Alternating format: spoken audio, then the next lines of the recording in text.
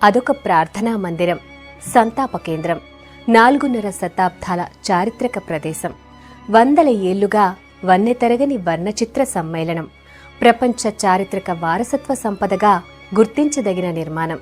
హైదరాబాద్ నగర నిర్మాణాన్ని కలగన్న కుతుబ్ షాహీల అభిరుచికి తార్కాణం.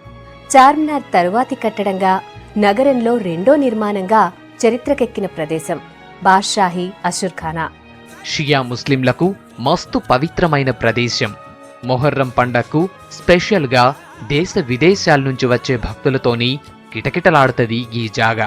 1592లో చార్మినార్ నిర్మాణం తరువాత 2 సంవత్సరాలకు పూర్తయిన నిర్మాణం అషుర్ఖానా. స్వయంగా కులీ కుతుబ్ షా పర్యవేక్షణలో రూపుదిద్దుకున్న కట్టడం ఇది. ఇరానియన్ వర్ణచిత్ర సమ్మేళనపు అద్భుతానికి ఆలవాలం ఈ ప్రదేశం. అషుర్ఖానాను మొదట 4 రాతి స్తంభాల మీద ఓ ఏకశిలా రూఫ్గా నిర్మించారు.